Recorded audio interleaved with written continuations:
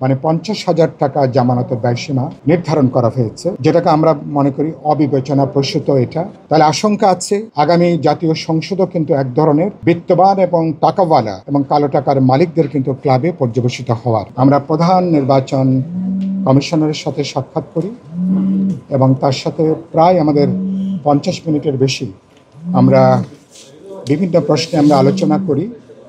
আমরা আরপিওর সাম্প্রতিক তাদের যে সিদ্ধান্তগুলো এটা সহ বেশ কিছু প্রশ্ন আমরা তার মনোযোগ আকর্ষণ করি এবং এ ব্যাপারে আমাদের পার্টির চিন্তা এবং অবস্থান তার সামনে আমরা ব্যক্ত করি।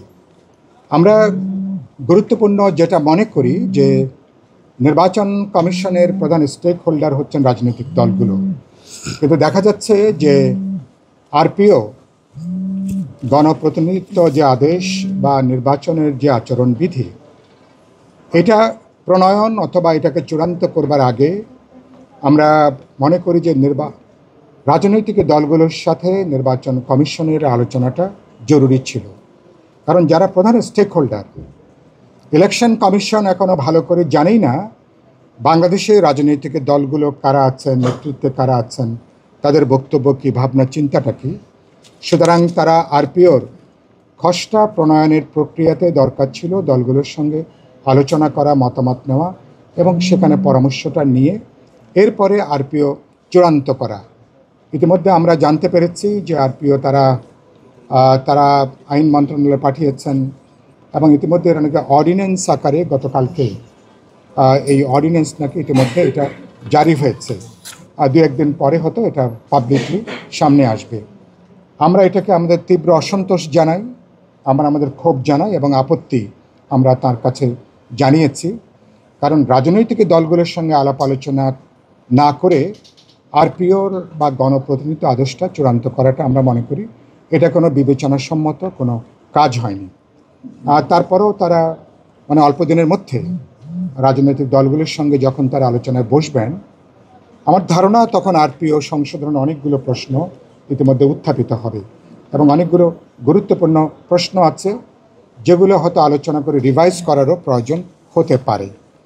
আর আমরা যেটা গুরুত্বপূর্ণ যেটা আমরা বলেছি বিশেষ করে একটা হলো যে জামানতের ক্ষেত্রে আমরা দেখেছি যে জামানত যেটা আগে 25,000 টাকা জামানত ছিল জাতীয় সংসদে নির্বাচন প্রার্থিতার ব্যাপারে, এটাকে তারা প্রায় দ্বিগুণ মানে 50,000 টাকা জামানতের ব্যয়সীমা নির্ধারণ করা হয়েছে, যেটাকে আমরা মনে করি অবিবেচনা প্রসূত। এটা একই সাথে আগে যেখানে 25 লক্ষ টাকা ছিল সর্বোচ্চ ব্যয়সীমা, নির্বাচনী ব্যয়সীমা একজন প্রার্থীর, সেটাকে এখন ন্যূনতম 50 লক্ষ থেকে প্রায় 60 লক্ষ টাকা পর্যন্ত, মানে ভোটার প্রতি যদি 10 টাকা করে হয় তাহলে এরকম একটা খরচের ব্যয়সীমা।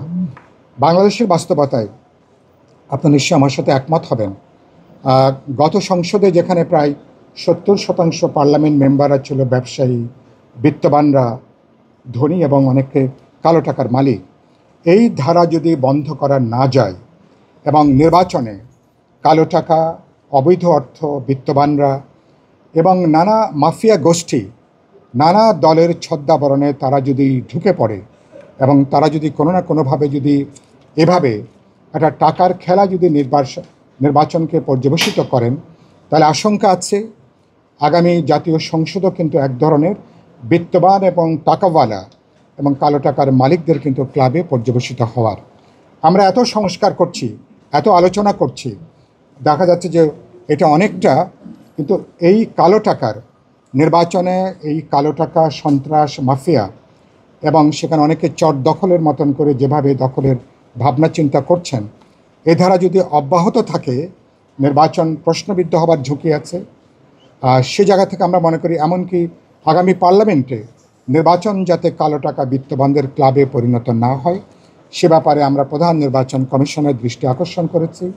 আমাদের গুরুত্বপূর্ণ কিছু সুপারিশ আমরা দিয়েছি, আপনাদেরকে আমাদের সুপারিশনামা আমরা আপনাদেরকে দেব। তারা আরপিওর মধ্যে কিছু বিধান তারা যুক্ত করেছেন তিনি বললেন, কিন্তু আমরা এটাকে যথেষ্ট বিবেচনা করছি না।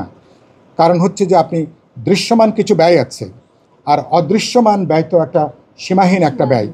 25 লাখ টাকা বা ধরুন 50 লাখ টাকা খরচ করবার কথা, অনেকে হয়তো খরচ করবেন, হয়তো 25 কোটি, 30 কোটি, 50 কোটিও কেউ কেউ খরচ করবেন। নির্বাচনকে অনেকে একটা বিনিয়োগ হিসেবে দেখেন, এক ধরনের ব্যবসা হিসেবে অনেকে বিবেচনা করেন। মনে করেন একবার যদি এমপি হতে পারেন, আর সে এমপি যদি সরকারি দলের হয়ে থাকে, তখন তো তার জন্য আরও বাড়তি অনেকগুলো সুযোগ সেখানে তৈরি হয়। ফলে গোটা নির্বাচনী প্রক্রিয়ায় এই টাকার খেলাটা বন্ধ করা দরকার। প্রকাশ্যে অপ্রকাশ্যে টাকার বেসুমার যে ছড়াছড়ি, এটা বন্ধ করতে না পারলে গোটা নির্বাচনের প্রতিদ্বন্দ্বিতাই একমাত্র 2 থেকে 5% বা 10% বিত্তবানদের মধ্যে এটা কিন্তু সীমাবদ্ধ থাকবে।